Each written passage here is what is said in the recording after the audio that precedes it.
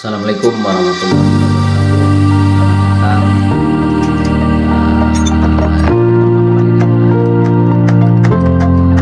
Oreo Rice Milk Channel.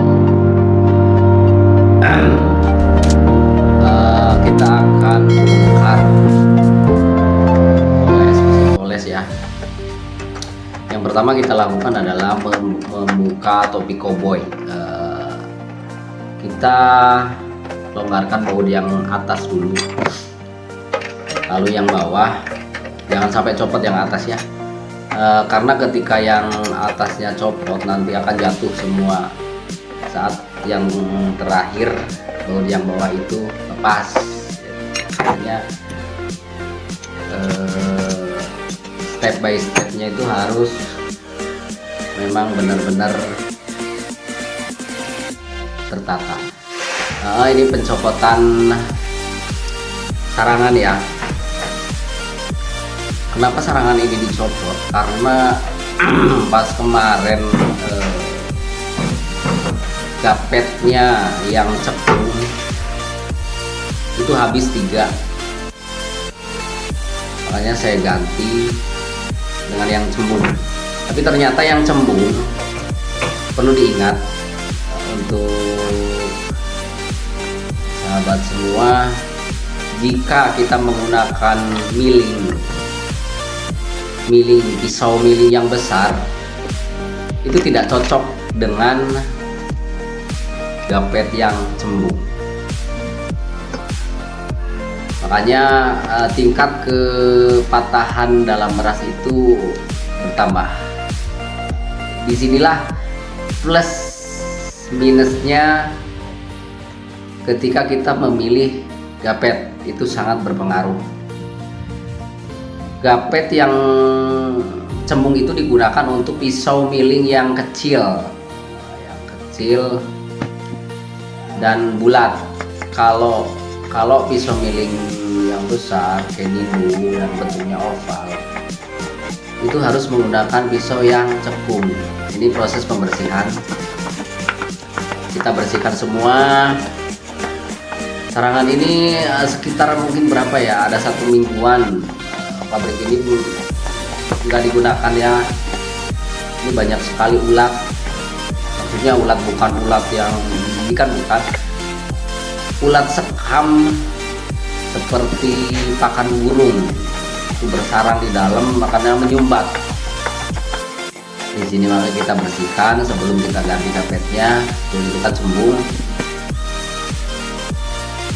itu tidak cocok dengan pisau yang besar.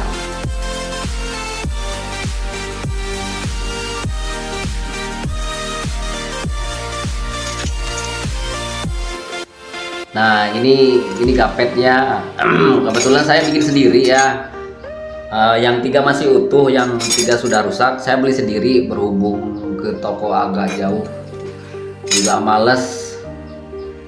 Lagi pula ekonomis. Nah, ini dia pisau besar Kenindo yang bentuknya oval, itu kan cocoknya dengan gapet yang cekung.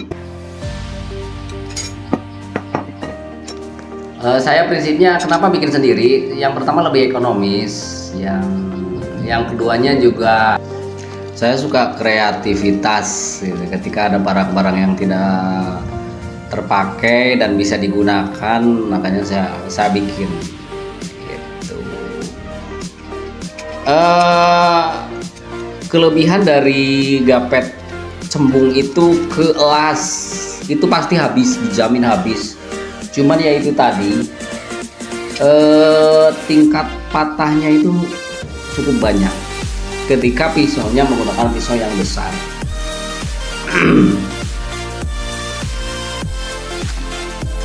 Kalau pisau besar menggunakan gapet yang cekung, insya Allah asal bahannya bagus, kadar airnya juga sekitar 12% kadar airnya, itu dijamin beras akan utuh.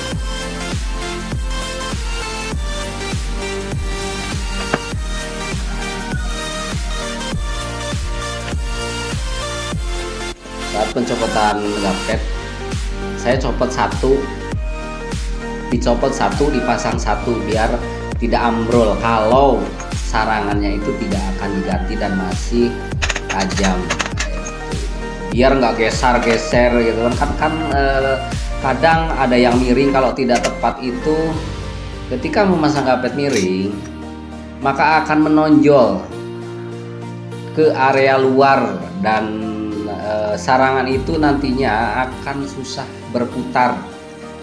Ini proses penguncian gapet bikinan saya sendiri, dan kita coba nanti ya, kita coba langsung nanti kita tes. Mungkin nanti ada pemotongan bahu, dia itu terlihat sangat panjang gitu dan akan menghalangi putaran rumah miling ini. Diusahakan rumah miling ini longgar ya ketika diputar sama gearbox nanti. Kalau sampai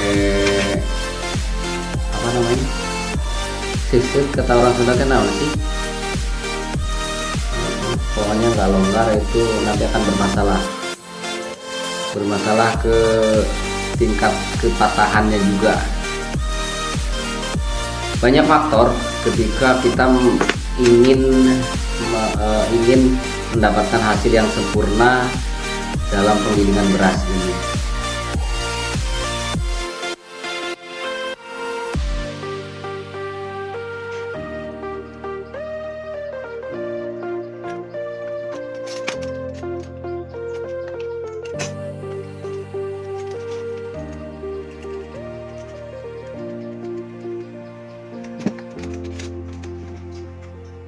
Semuanya sudah selesai dibersihkan, tinggal pemasangan. Ini ulir ya, ulirnya sudah saya rubah ya, biar aliran berasnya itu kencang. Ini pemasangannya dulu, ulir, lalu pisau miling.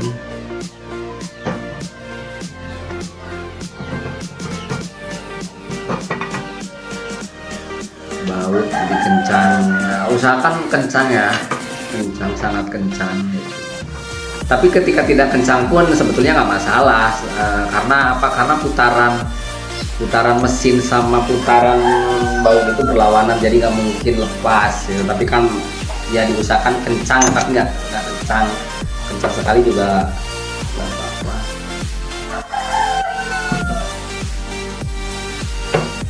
Kita masukkan rumah sarangan yang sudah dibersihkan dan sudah diganti gapetnya.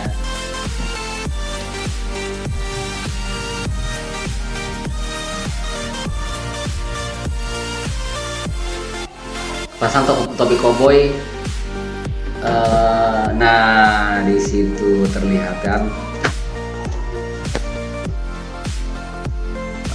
Kelebihan dari gapet yang cekung itu mesin enteng, lebih enteng.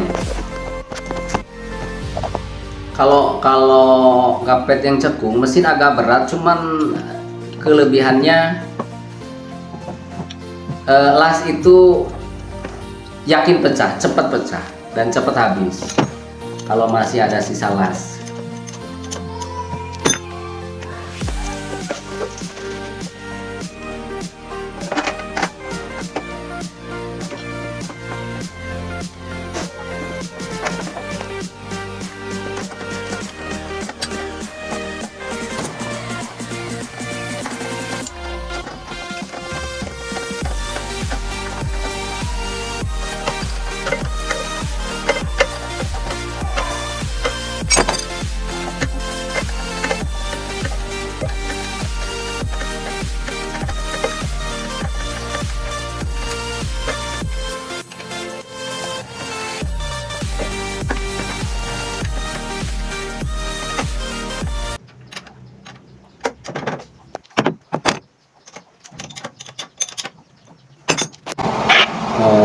Ini keesokan harinya coba kita tes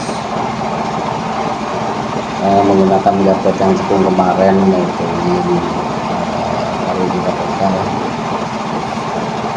Kebetulan yang kerja nggak berangkat, saya kerjakan sendiri saja. ini teh lagi musim paceklik. Di kampung tuh musim paceklik ya, jarang beras sudah padi sudah nggak ada yang dijual. Terus yang jasa juga makin sedikit. Makanya yang kerja lagi nyari sampingan di luar. Ini saya kerjakan sendiri.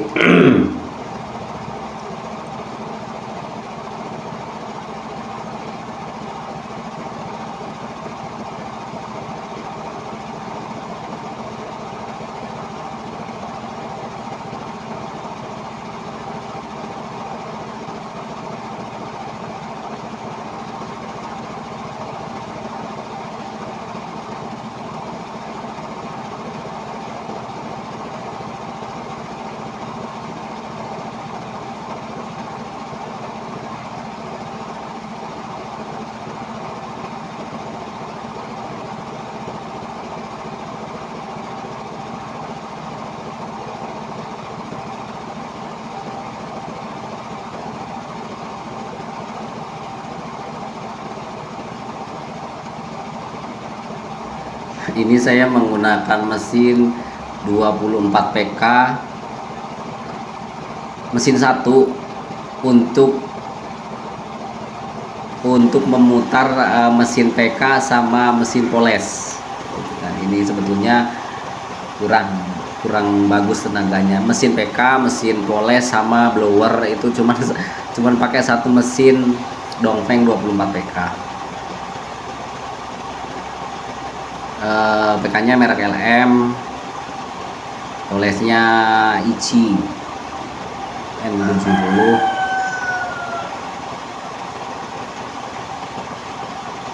Tapi cukuplah, menurut saya cukup. Tapi nanti ketika kita ditambah sama elevator mungkin kurang, daya angkatnya kurang untuk mesin 24 PK. Dibutuhkan mesin sekitar 30 atau 32 PK.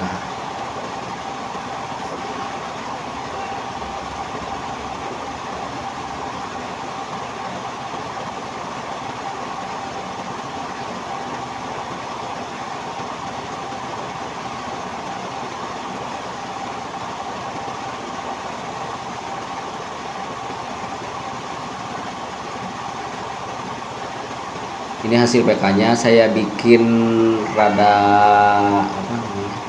kotor, permintaan dari petani supaya katulnya banyak katanya. Ini permintaan, soalnya ini jasa, gilik jasa saya